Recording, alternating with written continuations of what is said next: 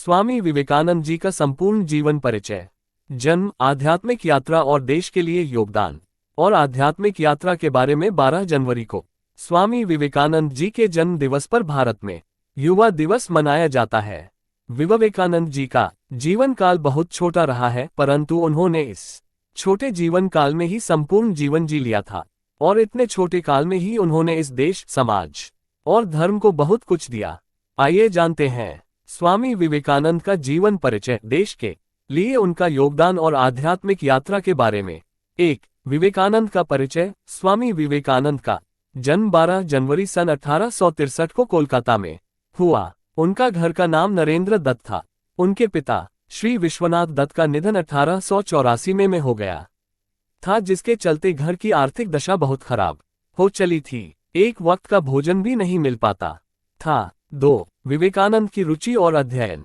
संगीत, साहित्य और दर्शन में विवेकानंद को विशेष रुचि थी। तैराकी, घुड़सवारी और कुश्ती उनका शौक था। स्वामी जी ने तो 25 वर्ष की उम्र में ही वेद, पुराण, बाइबल, कुरान, धम्मपद, तंत्र, गुरु ग्रंथ साहिब, दास कैपिटल, पूंजीवाद, अर्थशास्त्र, राजनीति शास्त्र, साहित्य, संगीत और दर्शन की तमाम तरह की विचारधाराओं को वोट दिया था। 3. अविश्वास से भर गए थे विवेकानंद। स्वामी जी जैसे जैसे बड़े होते गए सभी धर्म और दर्शनों के प्रति अविश्वास से भर गए। संदेहवादी, उलझन और प्रतिवाद के चलते किसी भी विचारधारा में विश्वास नहीं किया और वे नास्तिकता की राह पर चल पड़े थे। 4. ब्रह्म समाज से जुड़ाव। नरेंद्र की बुद्धि बचपन से बड़ी तीव्र थी और परमात्मा को पाने की लालसा भी प्रबल थी। इस हेतु वे पहले ब्रह्म समाज में गए, किंतु वहां उनके चित्त को संतोष नहीं हुआ। 5. रामकृष्ण परमहंस की शरण में अपनी जिज्ञासाएं शांत करने के लिए ब्रह्म समाज के अलावा कई साधु संतों के पास भटकने के बाद अंततः वे रामकृष्ण परमहंस की शरण में गए। रामकृष्ण के रहस्यमय व्यक्तित्व ने उन्हें प्रभावित किया, जिससे उनका जीवन बदल गया। 1881 में रामकृष्ण को उन्होंने अपना गुरु बनाया। संन्यास लेने के बाद इनका नाम विवेकानंद हुआ। 6. आत्म साक्षात्कार। रामकृष्ण परमहंस की प्रशंसा सुनकर नरेंद्र उनके पास पहले तो तर्क करने के विचार से ही गए थे, किंतु परमहंस जी ने देखते ही पहचान लिया कि ये तो वही शिष्य है जिसका उन्हें कई दिनों से इंतजार है। परमहंस जी की कृपा से इनको आत्म साक्षात्कार हुआ। फलस्वरूप नरेंद्र परमहंस जी के शिष्यों में प्रमुख हो गए। 7. बुद्धि के पार है विवेक। स्वामी विवेकानंद जब तक नरेंद्र थे बहुत ही तार्किक थे, नास्तिक थे, मूर्तिभंजक थे। रामकृष्ण परमहंस ने उनसे कहा भी था कि कब तक बुद्धिमान बनकर रहोगे, इस बुद्धि को गिरा दो, समर्पण भाव में आओ, तभी सत्य का साक्षात्कार हो सकेगा, अन्यथा नहीं। तर्क से सत्य को नहीं जाना जा सकता, विवेक को जागृत करो। विवेकानंद को रामकृष्ण परमहंस की बातें जम गईं, बस तभी से वे विवेकानंद हो गए। फिर उन्होंने कभी अपनी नहीं चलाए, रामकृष्ण परमहंस की ही चली। 8. देश भ्रमण। 1886 में रामकृष्ण के निधन के बाद जीवन एवं कार्यों को उन्होंने नया मोड़ दिया। 25 वर्ष की अवस्था में उन्होंने गेरुआ वस्त्र पहन लिया। तत्पश्चात उन्होंने पैदल ही पूरे भारतवर्ष की यात्रा की। गरीब, निर्धन और सामाजिक बुराई से ग्रस्त देश के हालात देखकर दुख और दुविधा में रहे। उसी दौरान उन्हें सूचना मिली कि शिकागो में विश्व धर्म सम्मेलन आयोजित होने जा रहा है। 9. शिकागो में भाषण। सन 1893 में शिकागो, अमेरिका में विश्व धर्म परिषद हो रही थी। स्वामी विवेकानंद जी उसमें भारत के प्रतिनिधि के रूप से पहुंचे। यूरोप, अमेरिका के लोग उस समय पराधीन भारतवासियों को बहुत हीन दृष्टि से देखते थे। वहां लोगों ने बहुत प्रयत्न किया कि स्वामी विवेकानंद को सर्वधर्म परिषद में बोलने का समय ही न मिले। एक अमेरिकन प्रोफेसर के प्रयास से उन्हें थोड़ा समय मिला। विश्व धर्म सम्मेलन, पार्लियामेंट ऑफ रिलीजन्स में अपने भाषण की शुरुआत उन्होंने बहनों और भाइयों कहकर की। इसके बाद उनके विचार सुनकर सभी विद्वान चकित हो गए। 10. विदेश में अध्यात्म का प्रचार। फिर तो अमेरिका में उनका बहुत स्वागत हुआ। वहां इनके भक्तों का एक बड़ा समुदाय हो गया।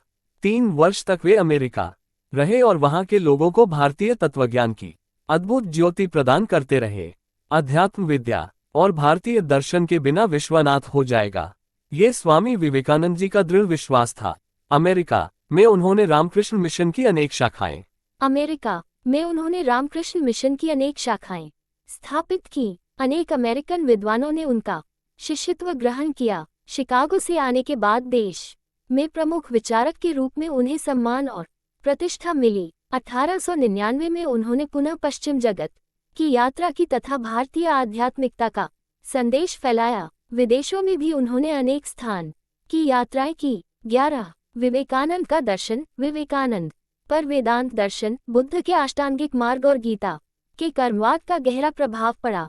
वेदांत, बौद्ध और गीता के दर्शन को मिलाकर उन्होंने अपना दर्शन गढ़ा, ऐसा नहीं कहा जा सकता। उनके दर्शन का मूल वेदांत और योग ही रहा। विवेकानंद मूर्ति पूजा को महत्व नहीं देते थे, लेकिन वे इसका विरोध भी नहीं करते थे। उनके अनुसार ईश्वर निराकार है। ईश्वर सभी तत्वों में निहित एकत्व है। जगत ईश्वर की ही सृष्टि है। आत्मा का कर्तव्य है कि शरीर रहते ही आत्मा के अमरत्व को जानना। मनुष्य का चरम भाग्य अमरता की अनुभूति ही है। राजयोग ही मोक्ष का मार्ग है। 12 निधन। मात्र 39 वर्ष की उम्र में 4 जुलाई 1902 को उनका निधन हो गया। स्वामी जी का निधन एक रहस्य है। विवेकानंद पर लिखी गई राजागोपाल चट्टोपाध्याय की किताब और के.एस.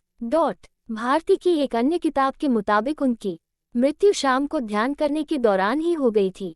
करीब 7 बजे विवेकानंद एक बार फिर ध्यान के लिए चले गए। ध्यान के लिए जाने से पहले उन्होंने अपने साथियों और शिष्यों को विशेष हिदायत दी थी कि उन्हें बीच में डिस्टर्ब न किया जाए। इसी दौरान उनका निधन हो गया। उनके शिष्यों के मुताबिक दरअसल विवेकानंद ने महासमाधि ली थी। हालांकि यह भी कहा जाता है कि किसी बीमारी के कारण उनकी मृत्यु हुई थी। ये भी कहते हैं कि उनके निधन की वजह तीसरी बार दिल का दौरा पड़ना था। उनकी अंत्येष्टि बेलूर में गंगा के तट पर चंदन की चिता पर की गई थी। इसी गंगा तट के दूसरी ओर उनके गुरु रामकृष्ण परमहंस का 16 वर्ष पूर्व अंतिम संस्कार हुआ था। हालांकि विवेकानंद ने अपनी मृत्यु के बारे में पहले की भविष्यवाणी कर रखी थी कि वे 40 वर्षों तक जीवित नहीं रहेंगे। इस प्रकार उन्होंने महासमाधि लेकर अपनी भविष्यवाणी को पूरा किया।